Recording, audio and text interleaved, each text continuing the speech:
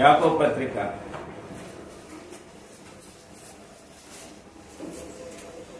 3వ అధ్యాయము 1 నుండి 12 చదువుతున్నాం. ప్రతి ఒక్కరు కూడా దేవుని వాక్యాన్ని ఉత్తరపత్రుల ద్వారా చెప్పాలని తెలియజేస్తున్నాం. యాకోబు రాసిన పత్రిక 3వ అధ్యాయము 1 నుండి 12 చదువుతున్నాం. నా సహోదరులారా, బాధకులమైన మనము పరికఠినమైన తీర్పు పొందుతామని తెలుసుకుని మీలో అనేకులు బాధకులు కాకుండి అనేక విషయంలో మనమందరము అనుభవిస్తున్నాము. ఎవరైనాను ఆటయందు వాడు పాపం లేనివాడే మన సర్వ శరీరమును స్వాధీనమందుకున్నగా శక్తి గలవాడగును. గుర్రములు మనకు లోబరుటకై నోటికి కళ్ళము పెట్టి వాటి శరీరమంతయు నింపుదుము కదా.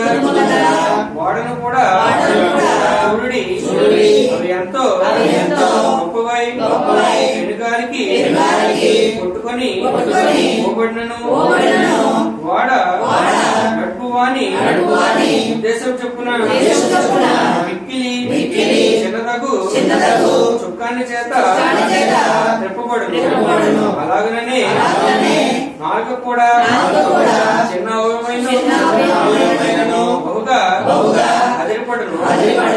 ఎంత కొంచెము నిప్పు ఎంత విస్తారమైన అడవిని తగులబెట్టును. నాలుక అగ్నియే. నాలుక మన అవయవంలో ఉంచబడిన పాప ప్రపంచమై సర్వ శరీరమునకు మాలిన్యము కలుగజేయును. ప్రకృతి చక్రమునకు చిచ్చుపెట్టును. అది నరకము చేత చిచ్చుపెట్టును.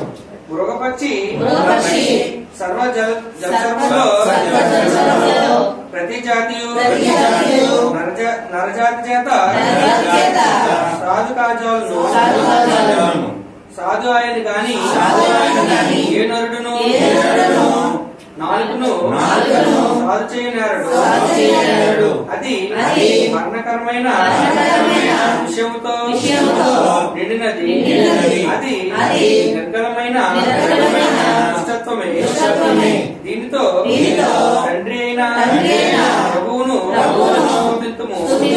దీనితోనే దేవుని పోలికగా పుట్టిన మనుషులను స్తుతింతుము. ఒక నోట నుండి ఆశీర్వచనము శాపవచనము బయలువెళ్ళును. నా సహోదరులారా, ఉండకూడదు. నీటి బుగ్గలో ఒక్క జల నుండి తీయని నీరును చేదు నీరును ఊరున. నా సహోదరులారా, అంజరపు చెట్టున ఒలివ పండ్లైనను ద్రాక్ష తీగను అంజరపు పండ్లైనను ఆయన అటువలనే ఉప్పు నీళ్లలో నుండి తీయని నీరును ఊరవు.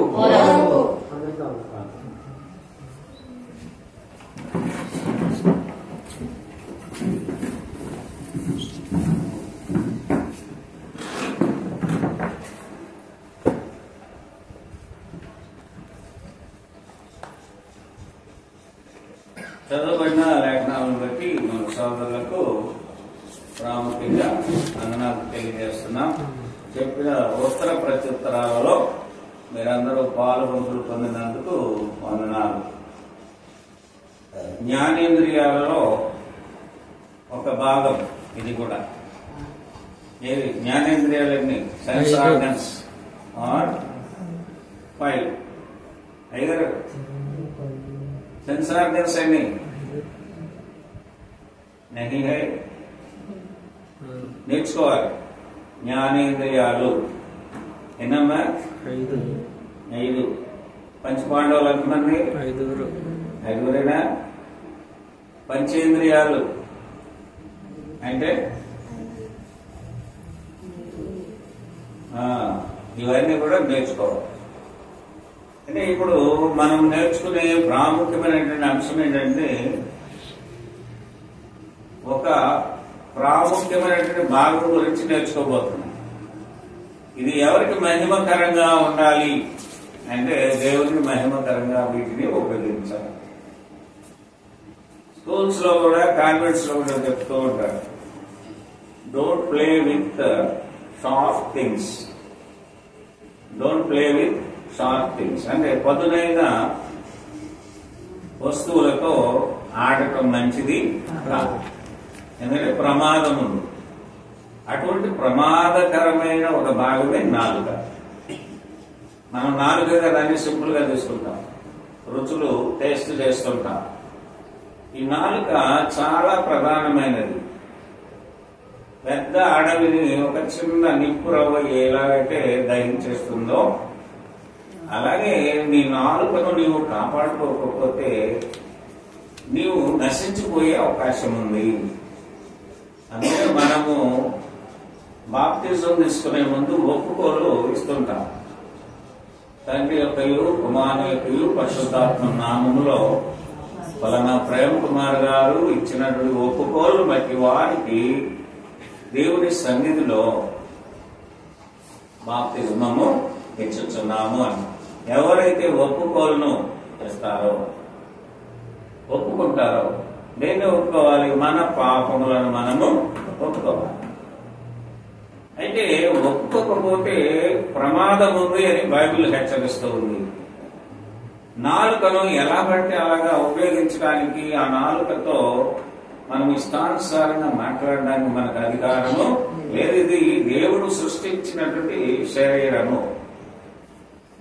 ఈ శరీరముతో అన్ని దేవునికి మహిమకరమైన కార్యాలను మనం చేయాలి అంటే మొట్టమొదట మనల్ని మనము దేవునికి సమర్పించుకోవాలి. అంటే అంకితం చేసుకోవడం. ఎవరిని చేసుకోవాలి? దేవునికి. చూద్దాం, దేవుని యొక్క వాక్యం తెలియజేస్తుంది 5వ వచనములో, అలాగునని నాలుక కూడా చిన్న అవయవమైనను బహుగా అదిరిపడును, ఎంత కొంచెము నిప్పు ఎంత విస్తారమైన అడవిని తగలబెట్టును. ఏంటంటే ఇది తగలబెట్టేస్తుంది. అంటే ఇక్కడ ప్రాముఖ్యంగా అదిరిపడును అంటే ఏంటంటే అసహ్యించడం. అతిశయానికి పర్యాయ పదాలు గర్వించడం, ఎదుటి వ్యక్తి కంటే మనం ఉన్నతమైన వారిని మనల్ని మనం కనపరచుకోవడం. ఇక్కడ చూడండి, పుట్టినోట్లో కూడా ఉంది ఆ మాటకి అసహ్య పడును. అంటే మాటికి నాలుగుతో గొప్ప గొప్ప మాటలు, దాన్ని ప్రగల్భాలు అంటారు. ఏమంటారు? దేవుని బిడ్డలు ఎప్పుడు కూడా ప్రగల్భాలకు, అసహించడానికి, ఉన్నతంగా మన గురించి మనం హైలైట్ చేసుకోవడానికి మనం ఇష్టపడకూడదు. ఎందుకంటే తను తాను తగ్గించుకున్నవాడు హెచ్చింపబడును. పిల్లలు మనల్ని మనం తగ్గించుకోవాలి. ఎక్కడంటే సంఘంలో తగ్గి ఉండాలి, కుటుంబాల్లో తగ్గి ఉండాలి, సమాజంలో కూడా మనం తగ్గి ఉండాలి. అందరినీ గొప్పగా ఆలోచించాలి. మనకంటే ఎదుటివారు గొప్పవారు, మనకంటే ఎదుటివారు జ్ఞానవంతులు, మనకంటే ఎదుటివారు ఉన్నతమైన వారని మనం భావించగలిగితే యేసు క్రీస్తు యొక్క బోధలో మనం ఉన్నట్టు. అయితే ఇక్కడ దేవుని వాక్యం ఏమంటుంది? అదిరిపడును అంట. అంటే ఎంత కొంచెము నిప్పు ఎంత విస్తారమైన అడవిని తగలబెట్టును. అంటే ఎప్పుడైతే హెచ్చరిస్తామో నష్టపోయే అవకాశం ఉంది. కొంతమంది పిల్లలు చూడండి, ఎగ్జామ్ రాసి బయట రాగానే క్వశ్చన్స్ అన్ని కూడా ఉన్న పేపర్ తీసుకొస్తుంటారు అందరి దగ్గర. ఏదైనా బాగా రాసాను ఎగ్జామ్ అంటే అన్ని టిక్కులే చూపెడతాడు. ఎక్కడ పేపర్లో టిక్కులు చూపెడతాడు, అన్ని రాసేసానని చెప్పి. కానీ నిజానికి ఎప్పుడు మనం రిజల్ట్ బయటపడుతుందంటే ఫలితాలు వచ్చినప్పుడు మనకేం కలుగుతుంది అంటే మన యొక్క రిజల్ట్ బయట పడుతుంది. అన్నలేదు కనుక మనమందరము కూడా ఉన్నతమైన వారుగా ఉండాలి అంటే మనం నాలుకను భద్రము చేసుకోవాలి. చూడండి, దేవుని వాక్యము తెలియజేస్తుంది ఏంటంటే 9వ వచనం, దీనితో తండ్రి అయిన ప్రభువును స్తుతిద్దుము, దీనితోనే దేవుని పోలికగా వచ్చిన మనుషులను చెప్పారు. అంటే నాలుక ద్వారా 2 విషయాలు జరుగుతాయి, స్తుతించడము, శపించడం. దేవుడు ఏది కోరుతూ ఉన్నాడు? శపించడమా, దేవుని స్తుతించడం ఇష్టపడతాడు? దేవుని స్తుతించాలి. అందుకే ప్రతి ఒక్కరూ కూడా, మానవులందరూ కూడా తమ నాలుకలతో దేవునిని మహిమపరచాలి. అందుకే సంఘములో మనం ఎలా ఉండాలంటే క్రీస్తు వలె ఉండుటకు అన్ని విషయాల్లో ఎదగాలి. ఎదగటం అంటే లోక సంబంధంగా కాదు, ఎవరి నాలెడ్జ్ని బట్టి వారు జీవిస్తూ ఉంటారు, ఎవరి సంపాదన వారిదే, ఎవరి స్థితిగతులు వారివే. అయితే సంఘములో ఉన్న మనం ఎలాగ ఎదగాలి అంటే చూద్దాం. ఎఫ్సి పత్రిక 4వ అధ్యాయం 15వ వచనం కట్టమని కదా, ప్రేమ కలిగి సత్యము చెప్పుచు క్రీస్తు వలె ఉండుటకు మనం అన్ని విషయాల్లో ఎదగాలి. ఏం చెప్పాలి? సత్యము చెప్పాలి. సంఘంలో ఏం బోధ చేయాలి? సత్యమే చెప్పాలి. సత్యం ఎవరిలో ఉందంటే యేసుక్రీస్తులో ఉంది. ఉందా లేదా? సంఘానికి ఏం తెలియజేస్తున్నాడంటే యోహాను సువార్త 17వ అధ్యాయం 17వ వచనంలో, సత్యమందు వారిని ప్రవేశించచేయును, వాక్యము సత్యం, వాక్యం సత్యం. కనుకనే మనము ప్రేమ కలిగి ఉండాలి. మొట్టమొదటి సంఘములో ఎవరి పక్షాన ప్రేమ ఉండాలి? మన కొరకు ప్రాణాన్ని అప్పగించినటువంటి యేసుక్రీస్తు పక్షముగా మనం ప్రేమ కలిగి ఉండాలి. ఆయన రక్తము చేత కొనబడిన సంఘం మీద మనకి ప్రేమ ఉండాలి. ఆ ప్రేమ లేకపోతే మనము దేవుని యొద్దకు రాలేము. ప్రేమ కలిగి ఉన్నటువంటి యేసుక్రీస్తు తన శరీరమును కూడా లక్ష్య పెట్టలేదు. ఎంతో మంది ఆయన మీద దాడి చేశారు, కొరడాలతో పెట్టారు, ఉమ్మి వేశారు, చిత్రహింసలు పెట్టారు, ముళ్ళ కిరీటాన్ని ఆయన శిరస్సుకు ధరింపజేశారు, గాయములు చేశారు, పిడిగుద్దులు గుద్దారు. ఇన్ని చేసిన ఆయన మౌనముగా ఉన్నాడు. మౌనంగా ఉండటానికి కారణం ఏంటంటే అంత ప్రేమ కలిగి ఉన్నాడు. ఎవరి మీద? మానవులందరి మీద ప్రేమ కలిగిన వాడు యేసుక్రీస్తు. యుద్ధం చేయలేదు. చాలా చోట్ల యుద్ధాలు జరుగుతాయి కదమ్మా. రాజులు రాజులు, దేవుళ్ళు దేవుళ్ళు యుద్ధాలు చేసినటువంటి దాఖలాలు ఉంటాయి. కానీ యేసుక్రీస్తు ప్రేమ కలిగిన దేవుడు అనడానికి ఇదే నిదర్శనము. ఆయన యుద్ధము చేయలేదు, సత్యమును బోధించాడు. అందుకే మనం కూడా ప్రేమ కలిగి సత్యము చెప్పొచ్చు. ఎలా ఉండాలంట వాక్యం చెప్తుంది. ఎఫ్సి పత్రిక 4:15లో అపోస్తలుడైన పౌలు చెప్తాడు, క్రీస్తు వలె ఉండుటకు. ఎవరి వలె అంట? ఒక విషయంలోనైనా అన్ని విషయాలు మన జీవితంలో ఏం జరిగినా క్రీస్తును ముందుంచాలి, సంఘాన్ని ముందుంచాలి, ప్రేమను ముందుంచాలి. ప్రేమ కలిగి ఉండాలి. నీ తల్లిదండ్రుల ఎడలా నువ్వు ప్రేమ కలిగి ఉండాలి, నీ భార్య ఎడలా ప్రేమ కలిగి ఉండాలి, నీ పిల్లల ఎడలా ప్రేమ కలిగి ఉండాలి. చూడండి, నీ యొక్క భర్త ఎడలా ప్రేమ కలిగి ఉండాలి, నీ అన్నదమ్ముల ఎడలా ప్రేమ కలిగి ఉండాలి, నీ యొక్క తోబుట్టువుల ఎడలా నీవు ప్రేమ కలిగి ఉండాలి, నీ బంధువుల ఎడలా కూడా నీవు ప్రేమ కలిగి ఉండాలి. ఎందుకంటే వారి ప్రేమను నువ్వు తెలియచేయడం దానికి ముందు నువ్వు సత్యాన్ని వింటున్నావు అన్న విషయాన్ని గ్రహించాలి. సత్యము చెప్పుచు క్రీస్తు వలె ఉండుటకు మనమన్ని విషయములలో ఎదుగుదాము. డెవలప్ అవ్వాలి. డెవలప్ అంటే ఏ విషయాల్లో? బంగారం కొనుక్కోవడంలో డెవలప్, బట్టలు కొనుక్కోవడంలో డెవలప్. ఇది కాదు. అందాన్ని పెంచుకోవడానికి డెవలప్, ఆస్తులు పెంచుకోవడానికి డెవలప్. ఇదిగా ఎదగటం అంటే క్రీస్తు కొరకు నీవు పని చేస్తే అది ఎదిగినట్టు. ఆరాధనలో ఉంటే నువ్వు ఎదిగాను అంట. పాటలు పాడగలుగుతూ ఉన్నావంటే నువ్వేమయ్యావంటే ఇంప్రూవ్ అయ్యావు. వాక్యాన్ని వినగలుగుతూ ఉన్నావంటే నీవు ఎదిగా ఉన్నావు. అన్ని విషయాలలో క్రీస్తు సంఘము పక్షముగా నీవు ఏ పనిలో అయితే ముందుగా ఉంటావో నీవు ఎదిగినట్టే. సంఘ కార్యక్రమాల్లో కావచ్చు, ఇవ్వడంలో కావచ్చు, పాటలు పాడటంలో కావచ్చు, ప్రార్థన చేయడంలో కావచ్చు, ఇతరులతో చక్కటి సభ్యతతో మెలగటాన్ని బట్టి కావచ్చు, నీవు ఎదుగుతున్నావు అన్న. కనుకనే అన్ని విషయాల్లో మనం ఎదగాలి బాబు. అన్ని విషయాలు ఏం చేయాలి? అందుకే మత్తులై ఉండకూడదు అంటాడు పౌలు. మత్తుగా ఉంటే అన్ని పోతాయి. ఒకసారి ఐతుకు అనేటువంటి యవనస్తుడు కిటికీలో ఉండి వాక్యం వింటున్నాడంట. అపొస్తలుడైన పౌలు చెప్తున్న మాటలు వింటూ వింటూ అలాగే నిద్రలోకి పోయాడు. ఎలాగా పోతే ఏమయ్యాడు చెప్పండి? ఎక్కడి నుండి పడ్డాడు? పైన 3వ అంతస్తు నుండి దవేగా తాటిపడి పడ్డాడు, కింద పడ్డాడు, అయిపోయాడు అనుకున్నాడు. కానీ అక్కడ పౌలు తన శక్తి చేత అతను బ్రతికించాడు. ఎందుకంటే ఆయనలో దేవుడు కార్యము జరిగిస్తున్నాడు. అలాగే నిద్రపోతున్నటువంటి యోనాను కూడా లేపింది ఒక అన్యుడే. దేవుని యొక్క పని కొరకు పంపిందేమో యోనాని. యోనా దేవుని పని మరచి చక్కగా నిద్రపోతున్నాడు. ఈనాడు ఎంతో మంది నిద్రలో ఉన్నారు. సంఘానికి వెళ్ళక, ఆయనను ఆరాధించలేక. మనకు అన్ని ఇచ్చేది దేవుడేమ్మా బాబు, అన్ని ఇచ్చేది. ఈ రోజు బాగున్నాం మనం అంటే ఎవరిచ్చిన కృప.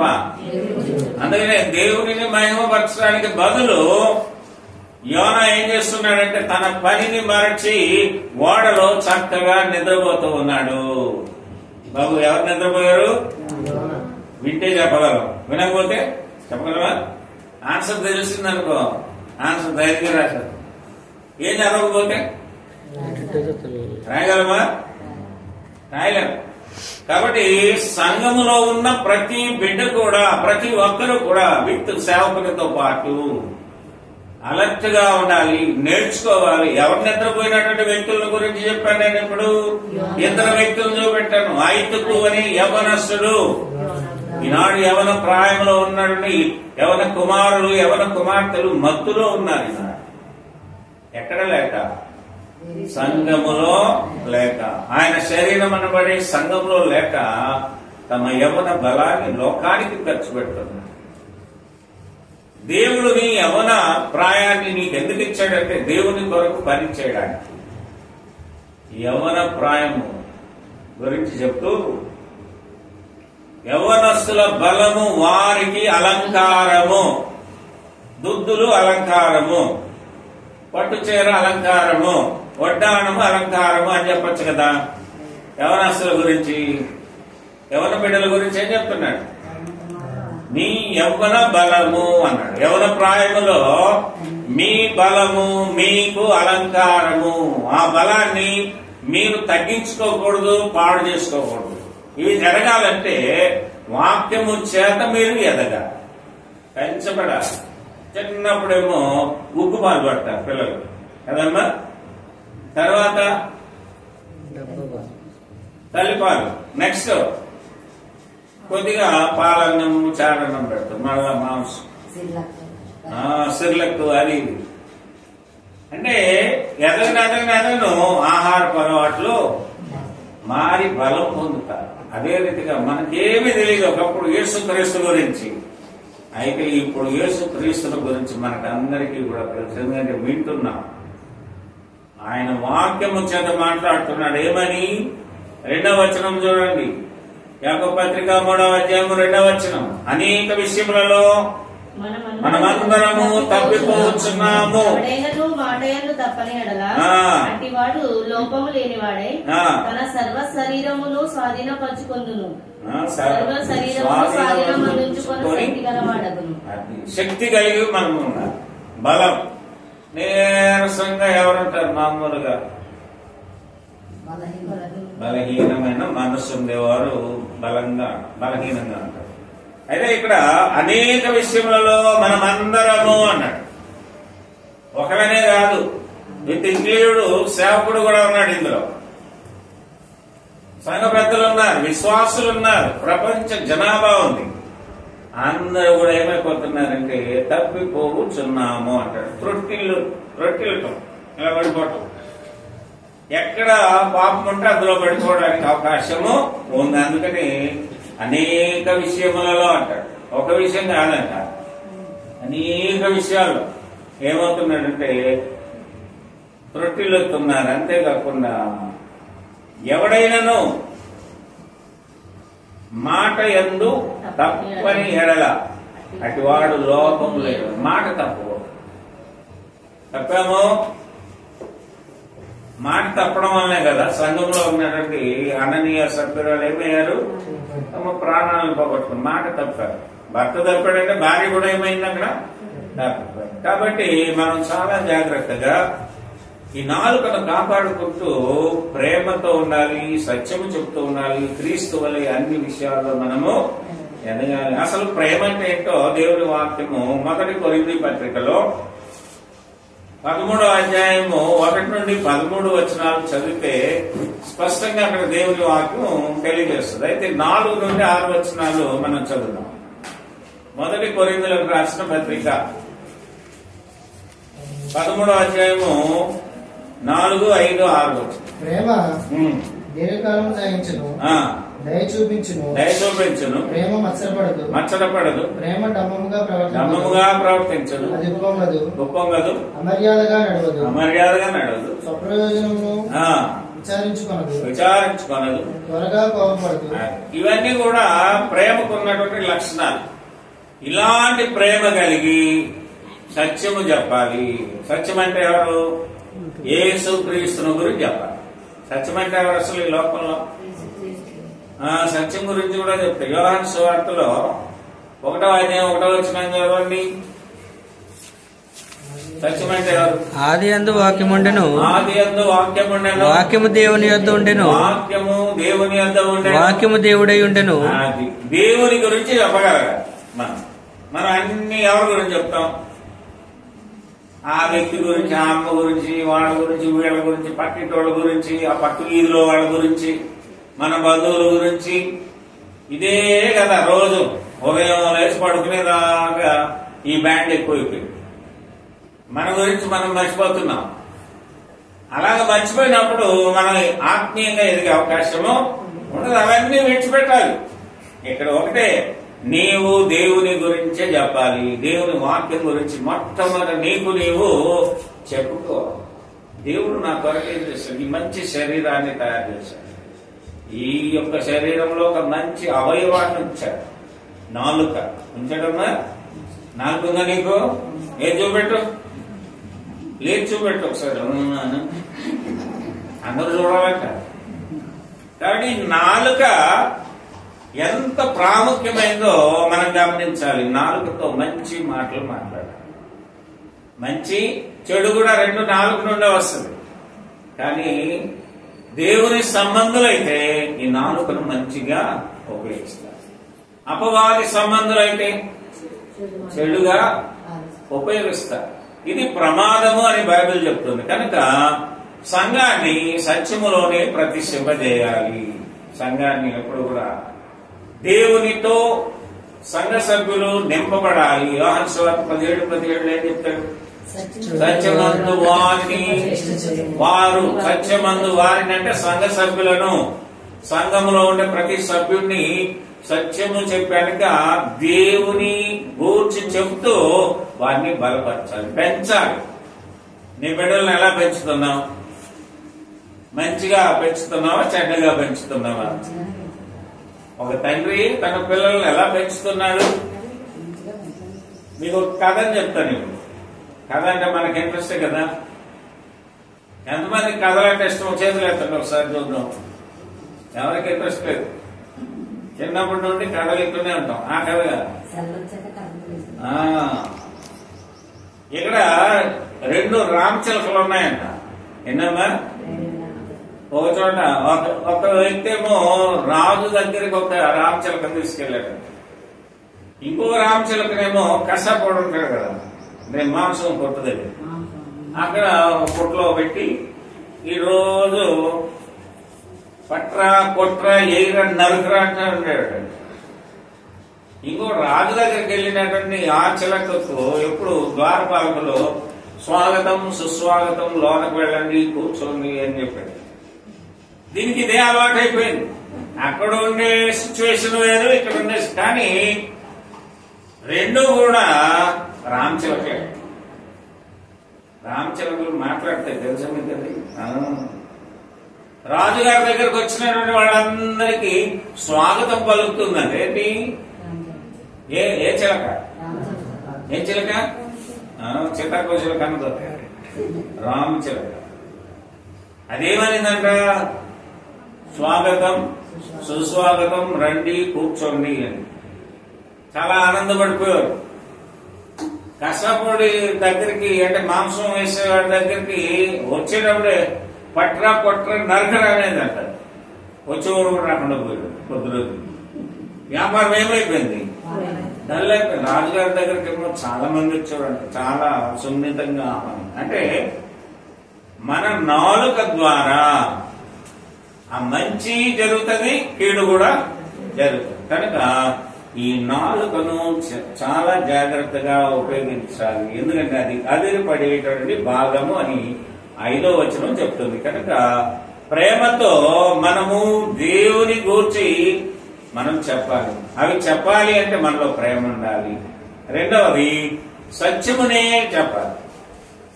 సత్యమును చెప్పాలి. సత్యం అంటే ఎవరు? వాక్యమే సత్యము. యోహాను సువార్త 1:1 ఉందా లేదా? ఒకసారి చదవండి గట్టిగా. ఆది యందు వాక్యం ఉండేను, వాక్యము దేవుని యొద్ద ఉండేను, వాక్యం ఏమైందంట? దేవుడై. అందుకని వాక్యమునకు లోబడినటువంటి వారు దేవునికి లోబడ్డారన్నమాట. దేవునికి లోబడినటువంటి వారు సంఘములో ఉంటారు. సంఘములో ఉన్నవారు ఎవరి మాటలు వింటారు? దేవుని మాట వింటారు, అనగా వాక్యమును. వాక్యము చేత మనం పెంచబడుతూ ఉన్నాము. ఇక ప్రమాదం మనకుందా? మన నాలుగును కూడా చక్కగా ఉపయోగిస్తాం.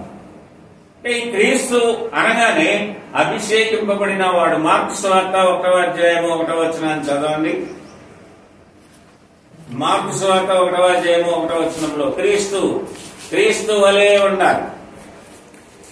దేవుని కుమారుడైన యేసుక్రీస్తు సువార్త ప్రారంభము. యేసుక్రీస్తు సువార్త అంటే క్రీస్తు అనగా అభిషిక్తుడు, యేసు అనగా రక్షకుడు. ఆయన సువార్త ప్రకటించబడింది అనగా ఆయన సువార్తకు మనమందరం కూడా లోబడాలి. యోహాను సువార్త 15వ అధ్యాయము 4-5 వచనాల్లో ఎదగటము అంటే ఫలించడం. ఎలా ఫలిస్తామో చూద్దాం. నా యందు నిలిచి ఉండుడి, మీ యందును నేనును నిలిచి ఉండును. నా యందు నిలిచి ఉండుడి, మీ యందును నేనును నిలిచి ఉండును. తీగ ద్రాక్షావల్లిలో నిలిచి ఉంటేనే గాని తనంతట తానే ఎలాగో ఫలింపదు. అలాగే నా యందు నిలిచి ఉంటేనే గాని, అలాగే నా యందును మీరు నిలిచి ఉంటేనే గాని ఫలింపదు. అది విషయం. ఎదగటం అంటే యేసుక్రీస్తులో ఉంటే ఎదుగుతాం. ఇంప్రూవ్మెంట్ అన్ని విషయాల్లో భౌతిక సంబంధమైన ఆశీర్వాదాలు దేవుడిస్తాడు. దానికంటే ముందు ఆత్మ సంబంధమైన ఎదుగుదల ఫలాలు మనలో కనిపిస్తాయి. ఏం చేస్తాం? ఆత్మ సంబంధమైన ఫలాలు ఏంటి? నెంబర్ 1 సంఘానికి వస్తావు. మొట్టమొదటి సంఘానికి వచ్చి ఏం చేస్తావు? ప్రార్థన చేసుకుంటావు, పాటలు పాడుతావు, ప్రభు బలలో పాలు పంపులు పొందుతావు, కానుకలు ఇస్తూ ఉంటావు, సంఘ పరిచర్యలో పాలు పంపులు పొందుతూ ఉంటావు, అందరికీ దేవుని గూర్చే చెప్తూ ఉంటావు. నీ పని అదే. ఎదగడం అంటే అదే. సమయాన్ని పాటిస్తూ ఉంటావు. కాలేజీకి సమయానికి వెళ్తామా లేదా?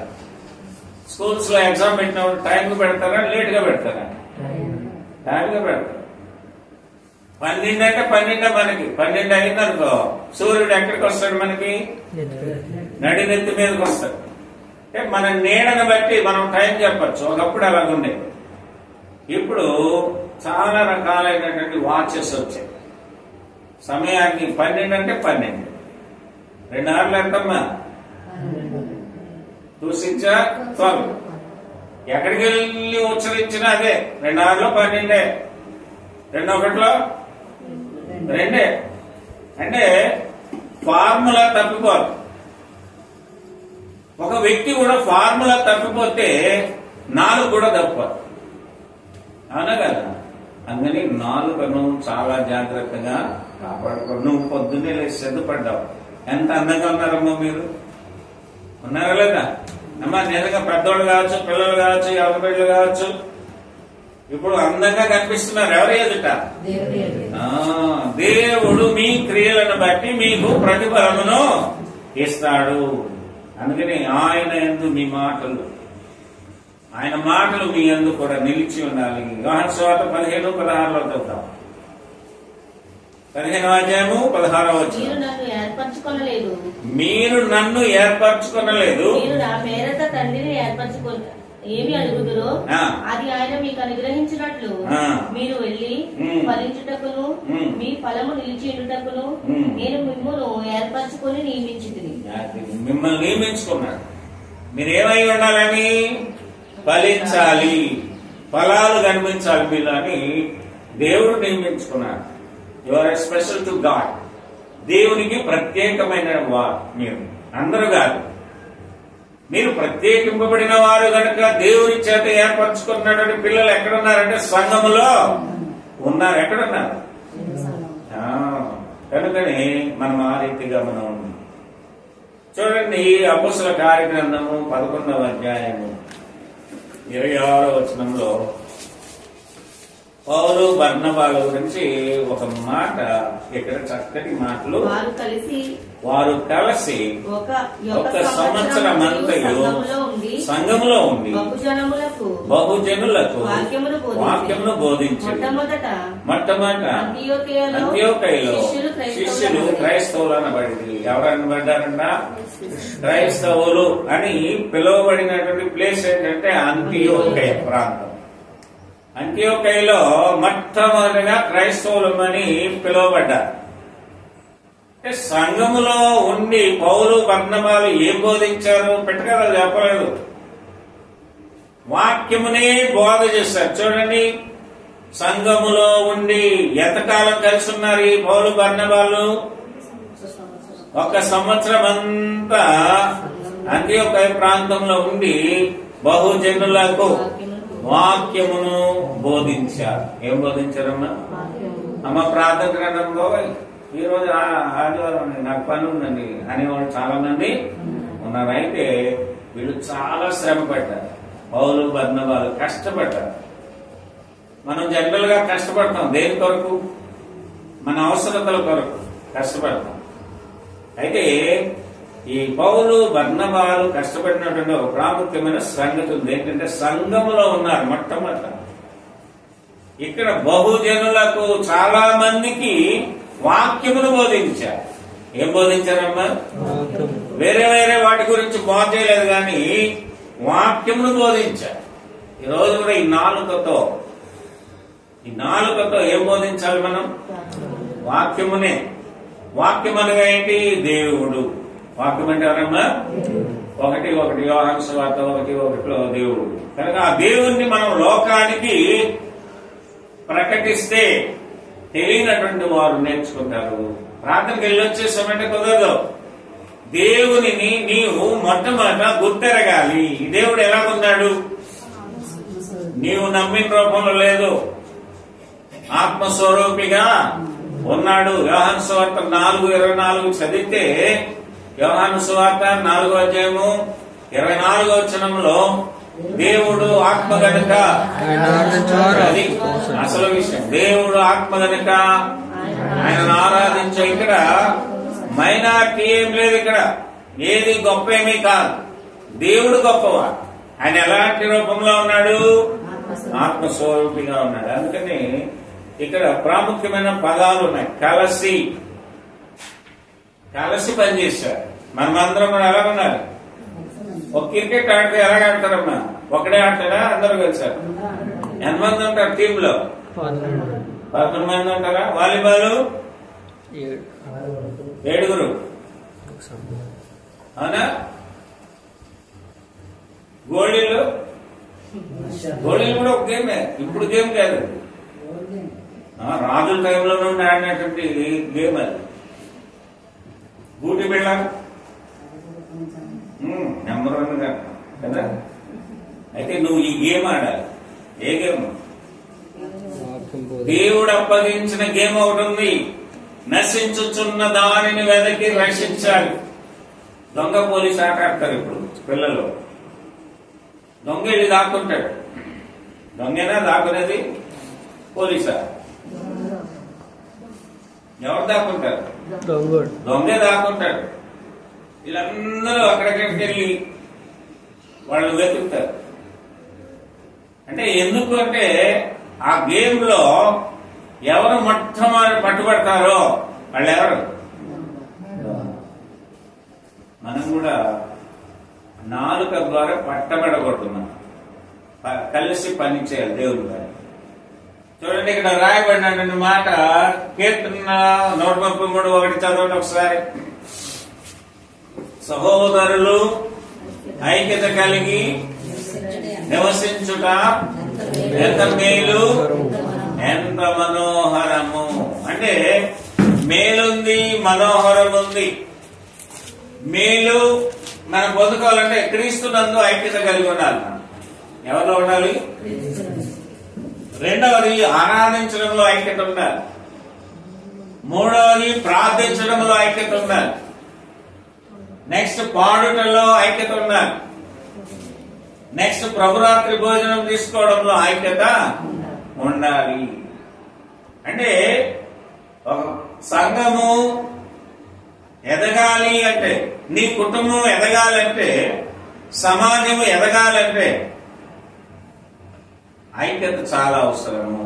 ఐక్యత లేని చోట సంఘము గాని, కుటుంబము గాని, దేశము గాని పాడైపోయే అవకాశము ఉంది. అందుకని అందరము ఎలా ఉండాలంటే కలిసి ఉండాలి. సహోదరులు, సంఘములో ఉన్న సహోదరి సహోదరులు అందరూ ఎలా ఉండాలంట? ఐక్యత కలిగి ఉంటే అది మనకి మేలు, మనోహరము. 2 సంఘము అనే మాట చూస్తున్నాం. అపొస్తలుల కార్యగ్రంథం 11:26లో సంఘానికి బోధ చేస్తున్నారు. సంఘంలో బహుజనులు ఉన్నారు. అందరూ ఒకే సైకాలజీ కలిగి లేరు. ఒక్కొక్కరు ఒక్కొక్క ఆలోచనతో ఉన్నారు. అంటే సంఘము, ఈ సంఘాన్ని ఎవరు స్థాపించారంటే మనం తెలుసుకోవాలి. మొట్టమొదట ఎవరమ్మా? అపొస్తలుల కార్యగ్రంథము 20వ అధ్యాయం 22వ వచనం చదవండి.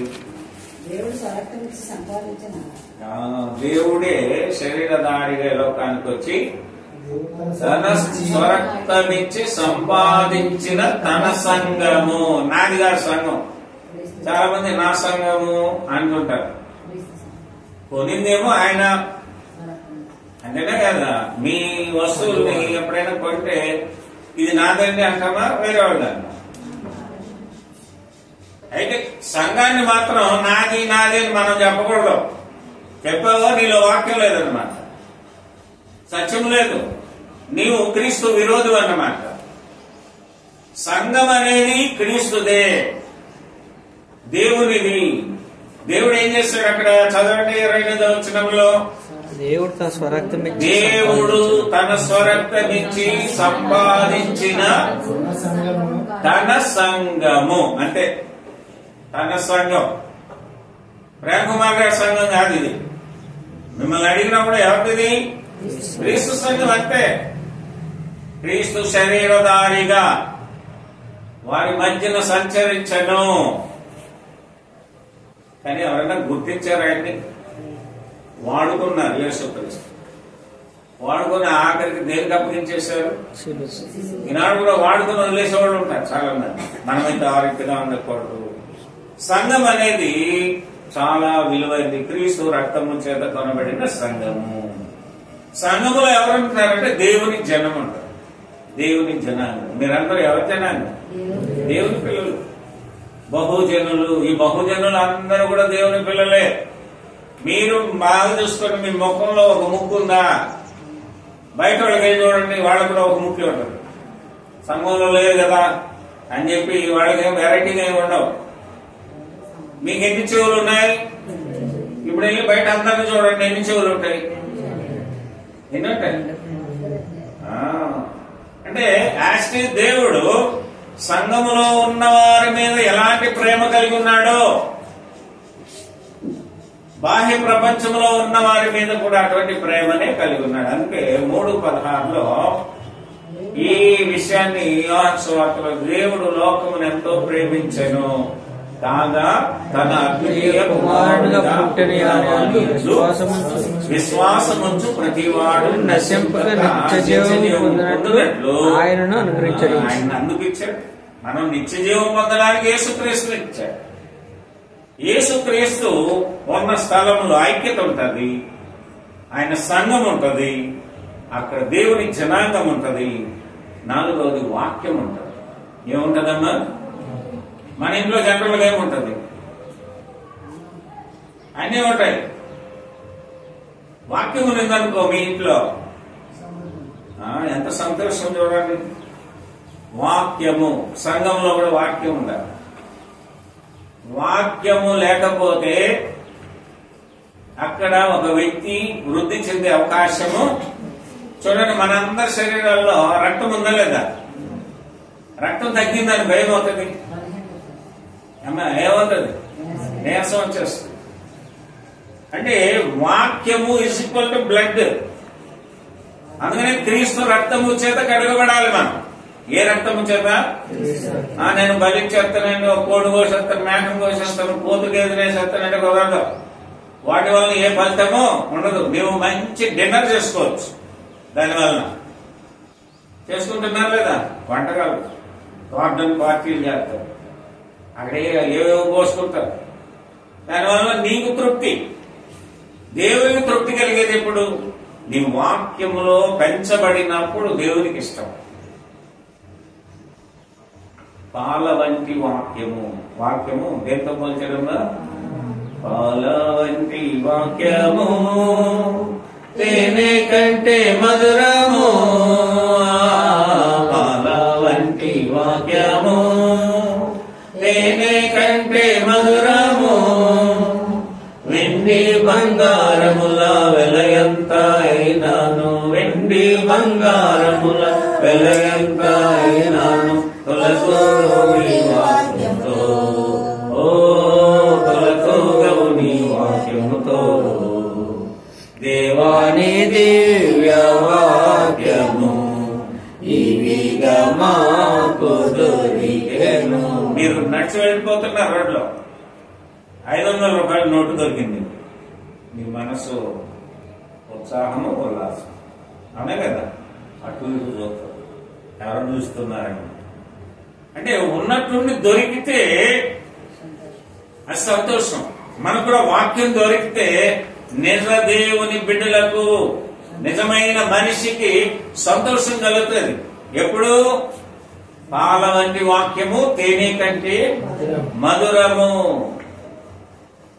ఆ వాక్యము దొరకగానే మన జీవితాల్లో ఏం కలుగుతుంది అంటే సంతోషము కలుగుతుంది. అందుకని వాక్యము బోధించే స్థలంలోకే వెళ్ళాలి. వాక్యం ఎక్కడైతే సత్యాన్ని బోధిస్తారో ఆ స్థలానికి వెళ్తే నీవు క్రైస్తవుడు. అన్ని చోట్లకి వెళ్ళి కూర్చుంటానంటే అక్కడ ఏముండదు. కొన్ని చోట్ల వాక్యం ఉండదు. కులోమని పాటలు పాడుతూనే ఉండే. మన ఒక చోటికి ప్రేయర్కి వెళ్ళాం, అక్కడ చాలా పాటలు పాడుతూనే ఉన్నారు. ఒక పాస్టర్ గారు లేచి ఒక 10 నిమిషాలు చెప్పారు, టైం అయిపోయింది. ఇంకొక ఆయన ముగింపు ప్రార్థన చేశారు, ఇంకొక ఆయన ఆశీర్వాదం అయిపోయింది. ఏం చెప్పారంటే ఏం లేదు అక్కడ. పాటలు మాత్రం.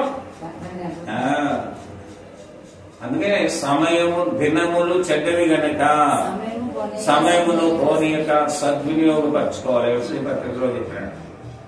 సద్వినియోగపరచుకుంటే నీవు ఎదుగుతావు, అభివృద్ధి చెందుతావు. 2వ తిమోతి పత్రిక 2వ అధ్యాయం 3వ వచనములో ఈ నాలుకతో తర్కించడము మంచిది కాదు, వాదించడం. మనం చెప్పిందే కరెక్ట్, మనం చెప్పిందే తర్కించి మనం ఏమీ కూడా చేయలేదు. చూద్దాం 2 తిమోతి పత్రిక 2వ అధ్యాయం 23వ వచనం.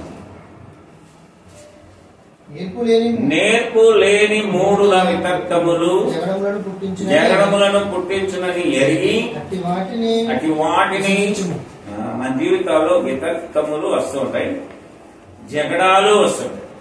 మీ ఇళ్లలో కూడా ఒక్కోసారి వస్తుంది, సంఘంలో కూడా రావచ్చు, లేదా బయటకి ఎక్కడన్నా వెళ్ళారని బస్సు ఎక్కారనుకో, బస్సులో కూడా సీట్లు కొరకు గొడవలాడేవాళ్ళు ఉంటారు. అమ్మా రేషన్ తీసుకునే దగ్గర బయటికి వచ్చేస్తాయి. నువ్వు ముందు వచ్చావు, నువ్వు వెనకొచ్చావు, నేను అక్కడ గోల్ సంచి పెట్టాను, నేను కార్డు ఇచ్చేసిపోయాను, ఇలాంటి గొడవలు వస్తున్నప్పుడు దానిలో దూరకూడదు. మనకేముండాలంటే అక్కడ నేర్పు ఉండాలి, ఓర్పు ఉండాలి, సహనం ఉండాలి. నేర్పు, ఓర్పు, సహనం, ఈ 3 మీ లైఫ్ లో చాలా ఇంపార్టెంట్. ఇప్పుడు ఒకరు వాదించినప్పుడు మనం వాదించడం మంచిది కాదు. జగడాలకి దూరంగా ఉండాలి. ఎంతసేపు యేసుక్రీస్తు మీద నేరాన్ని మోపారు శాస్త్రులు, పరిసయ్యులు, అక్కడ ఉన్న యూదులు, ఆయనను సిలువ వేయండి, సిలువ వేయండి, సిలువ వేయండి అని. కానీ ఆయన నీవు నిజముగా దేవుని కుమారుడవేనా అంటే నీవన్నట్టే. అంటే సింపుల్ ఆన్సర్. అయ్యా ఆవిడ్ని తీసుకొచ్చారు, వ్యభిచారంలో పట్టబడిందని తీసుకొచ్చారు, మంచిదే అని చెప్పి తల వచ్చి భూమి మీద రాస్తూ ఉన్నాడు. భూమి మీద అయ్యా మీలో ఎవరైతే పాపం లేదో వారు రాళ్లతో పట్టండి అని చెప్పి తల వంచుకున్నాడు. ఎవరు లేరు. తలెత్తి చూసేసరికి ఎవరో, కారణం ఏంటో చెప్పండి. అందరూ పాపులే. దొరికితే దొంగ, దొరకపోతే దొర. అప్పటి నుంచే ఉన్నారు. ఈ దొరలు చలామణి అయిపోతున్నారు, దొంగలు మాత్రం పట్టుబడుతున్నారు. దొంగలైనా వదిలేశారు కానీ నీతిమంతుణ్ణి వదలలేదమ్మా. ఆయనలో ఏ పాపము లేదు. కనుకనే శ్రమలు సహించువాడు ధన్యుడు. మీకెంత శ్రమలు వస్తే అంత మంచిది, ఎంత కష్టాలు వస్తే అంత మంచిది. చూడండి, అంత నూరితే కత్తిని నూరుతారమ్మా. మీరు రాళ్ళ మీద బట్టి నూరుతారు కదా, ఇలాగంటే జబ్బనొప్పి రావచ్చు, నూరే కొద్దే వస్తుంది, పదును వస్తుందే లేదా. మీరు పదునుగా పట్టబడాలంటే శ్రమలు రావాలి. శ్రమలు సహించువాడు ధన్యుడు. మీరు ధన్యులు. కాబట్టి నేర్పు లేని మూఢుల వితర్కములు జగడములను పుట్టించునని ఎరిగి మనం తెలుసుకోవాలి. 2 తిమోతి చదివాం 2:23లో వితర్కములు జగడములు వీటిని విసర్జించు. ఎక్కడ ఇంట్లో అయినా తల్లిదండ్రులకు పిల్లలకు మధ్య, లేదా మీ యొక్క గురువులకు స్టూడెంట్స్ కి మధ్య, సమాజంలో ఉన్న వారి వలన మీ మధ్య, భార్యాభర్తల మధ్య, అన్నదమ్ములు అక్కచెల్లెల మధ్య ఏ గొడవలు వితర్కాలు వచ్చినా దాన్ని ఏం చేయమని బైబిల్ చెప్తుంది? విసర్జించు అంటే విడిచిపెట్టు.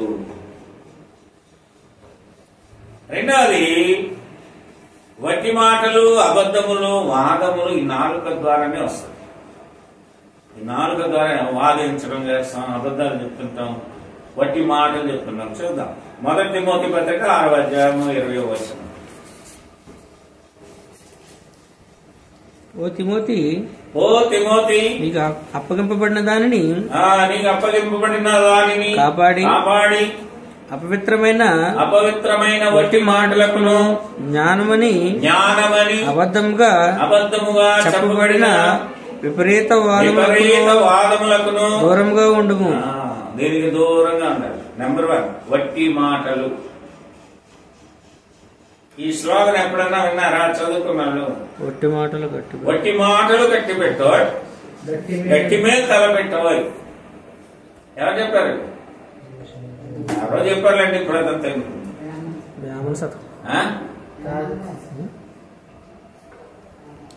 ఎవరు చెప్తారు?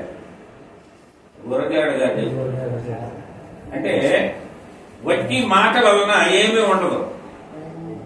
గ్యాస్ లాగా, గ్యాస్ వచ్చిందనుకో కనిపిస్తుందమ్మా. గ్యాస్ ఏది మన ఇంట్లో ఉండే గ్యాస్ కాదు, నోటి నుండి బయటకు వచ్చిన మాటను మళ్ళా, అందుకే మాటలు చాలా జాగ్రత్తగా మాట్లాడుకోవాలి.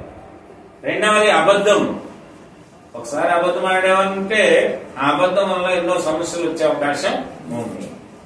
మూడవది వాదించుకోవడం మంచిదిగా. యేసుక్రీస్తు ఎక్కడ వాదనలు పెట్టుకోలేదు, అబద్ధాలు చెప్పలేదు, వట్టి మాటలు కూడా చెప్పలేదు. ఆయన రక్తము చేత కడగబడినటువంటి మనము వట్టి మాటలకు, అబద్ధములకు, వాదములకు ఎలా ఉండాలంటే దూరముగా ఉండాలి. ఓ తిమోతి, నువ్వు యవ్వనస్తుడయ్యా, నువ్వు వీటికి, అలాగే క్రైస్తవుడు అయ్యావు, నువ్వు వీటికి దూరంగా ఉండాలి. దేవుని బిడ్డలుగా ఉన్నారు, దేవుని జనాంగముగా ఉన్నారు, వీటికి మనం ఎలా ఉండాలంటే దూరముగా ఉండాలి. ఇక్కడ ఈ 4 కూడా 4 మీద నుండి వస్తుంది. వట్టి మాటలు ఎక్కడ నుండి వస్తుంది?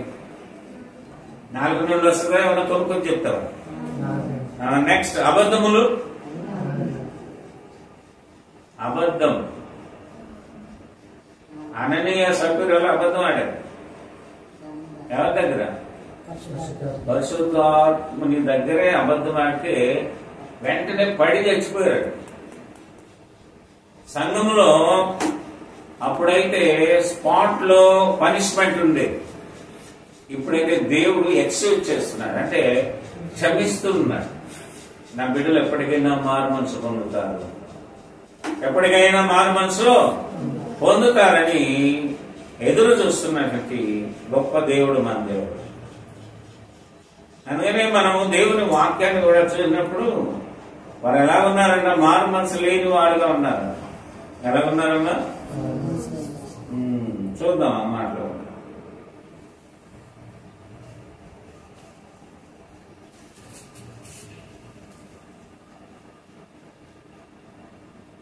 ప్రకటన గ్రంథం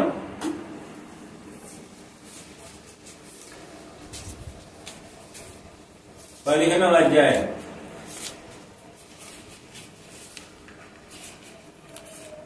16వ అధ్యాయంలో దూతలు ఒక్కొక్క దూత వచ్చి ఒక్కొక్కలాగా చెప్తున్నప్పుడు 4వ దూత దగ్గరికి వస్తున్నాం. అంటే 16వ అధ్యాయము 8, 9 వచ్చిన 4వ దూత 237వ పేజీ. 4వ దూత తన పాత్రను సూర్యుని మీద కుమ్మరింపగా మనుషులను అగ్నితో కాల్చుటకు సూర్యునికి అధికారం. ఈనాడు మనం కూడా అగ్ని చేత కాల్చబడుతున్నాం తెలుసా? అక్కడ నడిచాలంటే మీరు రోడ్డు మీద, ఇప్పుడు మళ్ళా చెప్తాం రోడ్డు మీద కానీ గుడ్డు పొట్టి కానీ వేస్తే ఆమ్లెట్ అయిపోతుంటాం. అవునా? అంటే సూర్యుని వేడి అంతగా భూమి మీద పడుతూ ఉంది, అధికారం ఇవ్వబడింది. 9వ వచనం. కాగా మనుషులు తీవ్రమైన వేడిమితో కాలిపోయి ఈ తెగుళ్ల మీద అధికారము గల దేవుని నామమును ఏం చేశారంట? దేవుని నామాన్ని దూషిస్తున్నారు. దేవుడు లేదు, ఏం లేదు అనేవాళ్ళు చాలా మంది ఉన్నారు. అనేవాళ్ళు ఉన్నారా లేదా? సంఘములో దేవుని వాక్యం వింటున్నటువంటి వారు కూడా ఏమంటారంటే దేవుడు లేడు అంటున్నారు. చూడండి, ఇక్కడ ఈ తెగుళ్ల మీద అధికారము గల దేవుని నామమును దూషించిరి గాని ఆయనను మహిమపరచునట్లు. అది అసలు విషయం. దేవుడిని మహిమపరచాలంటే ముందుగా మనందరికి మారు మనసు ఉండాలి, రిపెంటెన్స్. మొట్టమొదట మనము ఫుల్గా మారిపోవాలి. ఫుల్గా మారిపోవడం అంటే లోకంలో మారిపోవడం కాదు, మన మనస్సుని చేంజ్ చేసుకోవాలి. ముందేమో అబద్ధాలు ఆడేవాడు, ఇప్పుడు ఇంకా ఎక్కువగా ఆడాలనా? అది మారు మనసు. పూర్తిగా వదిలే. అంటే అలాంటివి వట్టి మాటలు మాట్లాడేవాడు ముందైతే, ఇప్పుడు వట్టి విషయాలు దానివల్ల ప్రయోజనము లేదు. ఒట్టికుండా, ఓటికుండా, చిల్లుకుండా ఎలాంటిదో అలాంటిదే మానవుని జీవితం. ఎంత నీళ్లు నింపినా దాంట్లో చిల్లుకుండా నీళ్లు పోస్తే ఆగుతుందమ్మా? ఓటికుండా ఇరిగిపోయింది, అది దేనికి ఉపయోగపడదు. అలాగే మనమందరము కూడా ఒట్టి కుండలుగా ఉండకూడదు. దేవుని వాక్యము చేత నింపబడినటువంటి కొండలు. మనము దేవుని వాక్యముతో ఉంటే అది మనకి మేలు. కానీ ఇక్కడ ఎలా ఉన్నారు? వారు మారు మనసు పొందిన వారు కాదు. మారు మనసు పొందినవాడు కాదు. కాబట్టి ఇప్పుడు ఏం కావాలి? మనుషులకి మారు మనసు కావాలి. అందుకని సమస్తమును పరీక్షించాలి.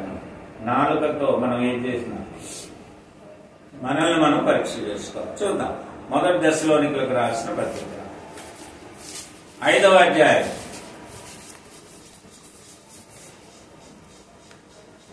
దశలోనికులకు రాసిన మొదటి పత్రిక 5వ అధ్యాయం.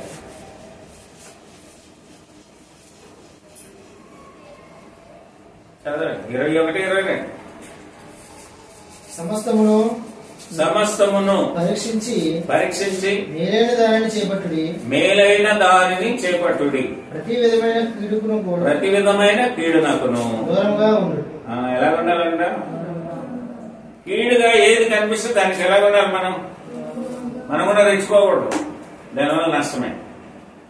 కాబట్టి దేవుని సంఘములో ఉన్న మనము, లేదా క్రైస్తవులుగా పిలువబడిన మనము, దేవుని కుమారులుగా కుమార్తెలుగా సృష్టింపబడిన మనము ఇలాగా వీటికి ఒక ప్రాముఖ్యత ఉంది. ఏంటంటే పరీక్షించుకోవాలి.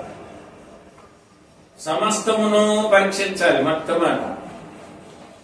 రెండవది మేలైన దానిని చేపట్టుకోవాలి. మీరు ఏది కొన్నా మేలైంది కొనుక్కుంటారు, పాడైపోయింది కొంటారు. అమ్మా, అంటే బాగుండేవి, అంటే మంచివి కొనాలంటే మనం పరీక్షించాలి మొట్టమొదటి. అవునా కదా?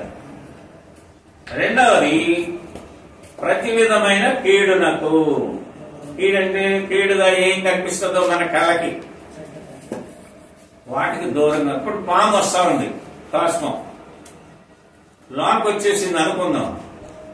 అమ్మ వల్లి, పాము లోకి వచ్చేసింది, ఏం చేస్తారు? పాము అనేది డేంజరే కదా. నేను పాస్టమ్ని అలాగే కూర్చుంటానని, పాస్టమ్ అలాగే ఉంటే ఏం చేస్తుంది? నేను ఇలాగ ఉండిపోతానంటే కుదరదు. అంటే తప్పించుకోవడం నేర్చుకోవాలి. అందుకనే పాముల వలె వివేకము కలిగి, పావురము వలె నిష్కపటులై ఉండాలి. అంటే కపటము లేని వారుగా. పాము ఎలాగైతే తెలివిగా ఉంటుందో అలాగే మానవులు కూడా తెలివిగా లోకంలో ఉండాలి. ఎందుకంటే ఇక్కడ అదే అంటారు, సంఘములో ఉన్న నీవు సమస్తమును పరీక్షించి మేలైన దానిని చేపట్టు. మేలైంది నీకు ఏదైతే మేలు అని నీవు అనుకుంటావో దాన్నే పట్టుకోవాలి. రెండవది ప్రతి విధమైన కీడు నాకు. మన చుట్టూ కూడా ఎక్కడికి వెళ్ళినా, ఇక్కడ మన ఊర్లోనే కదా, ఏ ప్రాంతానికి వెళ్ళినా అక్కడ కూడా ఏముంటది? కీడు ఉంటది. ఇప్పుడు ఏం చేయాలి? మనము దూరంగా ఉండాలా, దగ్గరగా ఉండాలా? దూరంగానే ఉండాలి. సంసోనికి బలాన్ని ఇచ్చాడు దేవుడు. తన బలము మేలుకరంగా ఉపయోగించబడాలని దేవుని ఉద్దేశం. నాజీరు చేయబడినటువంటి వాడు, కానీ అతడు చెడుకు దగ్గరగా వెళ్ళిపోయాడు. దేనికి దగ్గరకు వెళ్ళిపోయాడు? చెడుకు దగ్గరగా వెళ్ళినటువంటి ఆ వ్యక్తికి నష్టం కలిగిందా, మేలు కలిగిందా? నష్టమే కలిగింది. అందుకనే ఇక్కడ పౌలు అంటున్నాడు, ప్రతి విధమైన కీడునకును దూరముగా ఉండదు. మనము ఈ విషయాలను గమనించాలి. కీడు ఎక్కడైనా ఉంటే దానికి దూరంగా ఉంటే నీకేం కలుగుతుంది? మేలు కలుగుతుంది, మనోహరం కూడా ఉంటుంది నీ జీవితంలో. కీడునే పట్టుకుంటే ఏ వ్యక్తి అయినా సరే, నేనైనా మీరైనా, యేసు క్రీస్తును విడిచిపెట్టి ఆయనలో ఉన్న గుణ లక్షణాలను విడిచిపెట్టి సాతాను లక్షణాలను అవలంబిస్తే, ఫాలో అయితే మనకేమొస్తుందంటే మేలు ఉండదు. ఏముంటది? మేలుకు ఆపోజిట్ ఏంటి? కీడు. అంటే మనం మేలు కావాలని మనం దేవుని దగ్గర రా. లోకంలో అందరూ పాపము చేసి దేవుడు అనుగ్రహించి మహిమను పొందలేకుండా ఉన్నారు కాబట్టి నీకు మేలు కావాలంటే క్రీస్తు సంఘమై ఉన్నటువంటి శరీరంలో నువ్వు అంటకట్టబడాలి. ఒక మొక్కని ఒక చెట్టు చూడండి, ఏ పువ్వులైనా పొయ్యాలంటే చెట్లో ఉండాలి అంతే. నేను ఆ చెట్లో ఉండనంటే అది కొద్ది కాలానికి కొద్ది సమయానికి వాడిపోయి రాలిపోవచ్చు. మనం కూడా క్రీస్తుతో ఉంటే ఇహలోకమందును పరమందును మనము ఎవరితో సహవాసం చేస్తామంటే దేవునితో సహవాసం చేసి దేవునిని మహిమపరిచే గొప్ప స్థితి మనకు దేవుడు ఇస్తాడు. కనుక ఈ రెండు విషయాలు మనం గుర్తుపెట్టాలి. ఐక్యత కలిగి ఉండాలి. ఎవరిలో ఐక్యత ఉండాలి? మాట చెప్పండి. క్రీస్తు నందు ఐక్యత ఉండాలి. క్రీస్తుతోనే ఉండాలి. యేసు క్రీస్తుతోనే ఉండాలి. పాట పాడతాం కదా, యేసుతోటి విగాను పోదమా, అడ్డుగా వచ్చు వైరి గెల్వను, యుద్ధనాదంబుతో పోదమా, యుద్ధనాదంబుతో పోదమా అని పాట. యుద్ధం చేసేవాడు ఎవరితో వెళ్ళాలి? దావీదు ఎవరితో వెళ్ళాడు? దేవునితో వెళ్ళాడు. దేవుని సహాయంతో వెళ్ళాడు. అయ్యా నేను కొట్టలేను, బలవంతుడు కదా అని చెప్పలేదు, నమ్మకంతో వెళ్ళాడు. కనుక యుద్ధము జయించాడు. ఫిలిష్తీయుడైనటువంటి గొలియాతును పట్టగలిగాడు. నీ జీవితంలో, నా జీవితంలో, మన అందరి జీవితాల్లో ఏ సమస్య వచ్చినా మనం ఎవరికి చెప్పుకోవాలి? దేవునితో చెప్పాలి. దేవునితో నడుస్తూ మన జీవితాలను ముందుకు కొనసాగించుకోవాలి. అప్పుడు నీ జీవితంలో మేలు మనోహరము వస్తుంది. కనుక ఈ మాటలు విన్న మనమందరం కూడా మన నాలుకను ఎలా ఉంచుకోవాలి తల్లి? జాగ్రత్తగా ఉంచుకోవాలి. అంటే వేటికి దూరంగా ఉండాలనో, ఎలాగా ఉపయోగించాలో, ఎలా ఉండాలనో చక్కగా బైబిల్ బోధిస్తుంది. మనకెవరు మన మాస్టర్స్ ఏం చెప్పరు, మన తల్లిదండ్రులు చెప్పరు, మన ఫ్రెండ్స్ కూడా చెప్పరు. ఇలా ఉంటారా అలా ఉంటారని మన బంధువులు చెప్పరు. ఎవరు చెప్తున్నారు? మనకి తండ్రి అయిన దేవుడు చెప్తారు. మన మంచి స్నేహితుడు ఆయన. మనకు మిత్రులు ఉన్నారు. నీ గుడ్ ఫ్రెండ్ ఎవరన్నా? Good friend. నీ మంచి కాపర్ ఎవరు?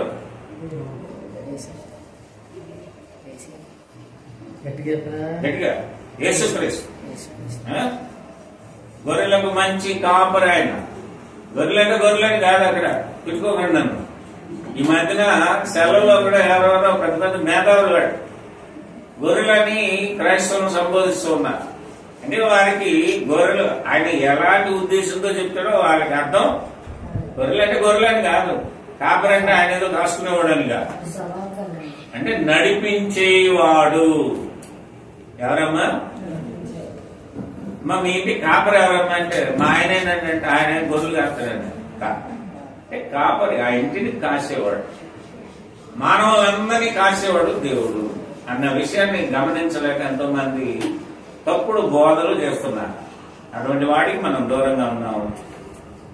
దేవునిలో మనము ఎప్పుడు ప్రేమ కలిగి ఉంటే మన జీవితాల్లో కూడా ఏముంటుందంటే మేలుంటది, మనోహరం ఉంటుంది. క్రీస్తునందు ఐక్యత కలిగి ఉండండి. ఎప్పుడు ఆరాధించడంలో ఐక్యత కలిగి ఉండాలి, ప్రార్థన చేయడంలో ఐక్యత కలిగి ఉండండి, పాడటంలో ఐక్యత కలిగి ఉండండి, ప్రభురాత్రి భోజనం తీసుకోవడంలో ఐక్యత ఉండాలి. రొట్టె విరిచి వారు ప్రార్థన చేసి, అలాగే క్రీస్తు శరీరమునకు క్రీస్తు రక్తమునకు మాదిరి అయినటువంటి రొట్టెలు ద్రాక్ష రసాన్ని ఎలాగైతే సంఘములో మాదిరికరంగా యేసుక్రీస్తును తీసుకొని వీటిని స్వీకరించి అపోస్తలుల బోధ యందును సహవాసమందును రొట్టె విరుచుటందును ప్రార్థన చేసేందుకు ఎడతెగకుండా ఉండాలి. మనమందరం కూడా ఆ రీతిగా బోధకు లోబడ్డాం, సత్యంలో ఎదుగుదాం, దేవుని మీద ప్రేమ కలిగి ఉన్నాం. దేవుడు అంటే ఎవరు? ఇప్పుడు చెప్పండి. ఎవరు? వాక్యం. వాక్యం నీలో ఉంటే నీలోనే ఎవరున్నట్టు? వాక్యం కాకుండా వేరే ఉందనుకో, సాతాను ఉన్నట్టు. సంఘంలో నువ్వు లేకపోతే నువ్వు సాతానుతో ఉన్నట్టు. అర్థమైందా? సంఘంలో నువ్వు లేకపోతే ఎవరితో ఉన్నట్టు? ఎవరిని మృంగుదమా అని తిరుగుతూ ఉందంట. యోగు గ్రంథం 2వ అధ్యాయం 1-2 వచనాలు చదవండి. అక్కడ అడిగినప్పుడు అదేం చెప్తుందో చూడండి. సాతానుకున్న వ్యతిరేక లక్షణం, దేవుని కంటే వ్యతిరేకమైన లక్షణం ఏంటంటే అటు ఇటు తిరుగుతూ వచ్చిందండి. చదవండి ఒకసారి. యోగు గ్రంథం 2వ అధ్యాయం 1-2. 2వ అధ్యాయం 1. దేవదూతలు బాగా వినాలి ఈ మాటలు. యెహోవా సన్నిధిని నిలుచుటకై వచ్చిన మరి యొక్క దినము తటస్థింపగా వారితో కూడా అపవాది యెహోవా సన్నిధిని నిలుచుటకై వచ్చెను. యెహోవా నీవు ఎక్కడి నుండి వచ్చితివని వారిని అడుగగా అపవాది భూమిలో ఇటు అటు తిరుగులాడుచు అందులో సంచరించుచు వచ్చితనని యెహోవాకు ప్రత్యుత్తరం ఇచ్చాడు. పని పాట లేకుండా సంఘాన్ని విడిచిపెట్టేసి దెయ్యాలా తిరుగుతుంటారు. ఇటు అటు తిరుగుతూ ఏం చేస్తారు? దేవదూతలు ఉండే స్థలము దేవుని సంఘం. ఆ సంఘంలో ఒక ప్రత్యేకింపబడిన వ్యక్తి వచ్చింది. ఆవిడని అడిగితే ప్రశ్న చెప్తూ ఉన్నాడు ఆయన. ఏమని? దేవదూత చెప్తుందేమని? ఇటు భూమి మీద ఇటు అటు రత్నాలు అంటారు దాన్ని. ఈ మన మాటల్లో ఏమంటారు? ఇటు అటు తిరగకూడదు. ఆరాధనలో ఉన్నప్పుడు కూడా ఇటు అటు తిరిగే వాళ్ళు ఉంటారు. వాళ్ళందరూ ఎవరి సంబంధాలు? పిల్లలు. చిన్నడా ఇటు అటు తిరగకూడదు. దేవుని సముఖంలోకి వచ్చింది ఒక దూత. అదేం చేసిందంటే భూమి మీద అటు ఇటు తిరిగేసి మళ్ళీ పక్కన వచ్చి లోపలికి వస్తుంది. ఈనాడు కూడా సంఘ ఆరాధన జరుగుతున్నప్పుడు చాలా మంది బయట అలాగ షేర్ చేసేసి అలా తిరిగి ప్రభాలు ఇచ్చిన పక్కన వచ్చి కూర్చుంటారు. అది ఎవరికి అవమానకరం? సంఘము యొక్క మర్యాదకు అవమానకరం, దేవునికి అవమానం. సంఘం అంటే పరిశుద్ధులుండే స్థలం, దేవదూతలుండే స్థలం. ఈ దేవదూతల ఉన్న స్థలంలోనికే వచ్చిందంట అమ్మగారు, అయ్యగారు. వచ్చేం చేస్తున్నాడంట? ఎక్కడికి వెళ్ళావు అంటే భూమి మీద అటు ఇటు తిరుగుతూ వచ్చి తిని. ఆరాధన ఉన్నప్పుడు ఆరాధనలోనే ఉండాలి. ఎంత పెద్ద సమస్య వచ్చినా మనము సంఘాన్ని విడిచి వెళ్ళడానికి అవకాశము లేదు. ఎన్ని ఫోన్లు వచ్చినా, ఎవరు వచ్చి పెంచినా, ఎంత పెద్ద నాయకుడు వచ్చి కొంతమంది వచ్చి అంటారు వెళ్ళకూడదు. దేవుడు గొప్పవాడు, మనుషులు గొప్పవాడు?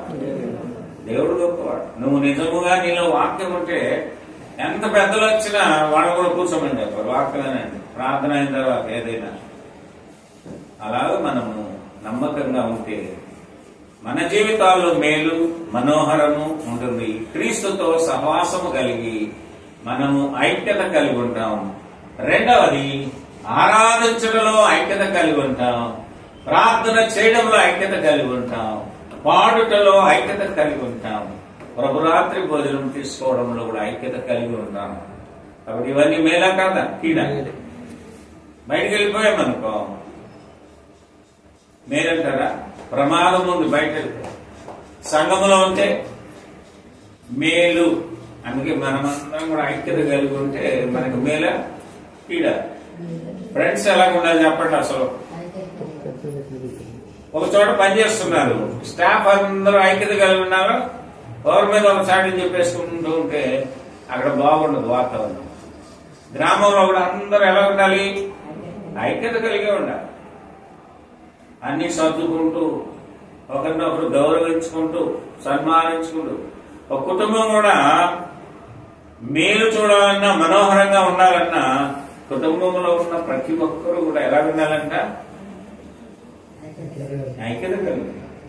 లాస్ట్ ఈ వచనం చదువుకొని ముగించుకున్నాం. 133 కీర్తన పూర్తిగా చదువుతాం. 3 వచనాలు.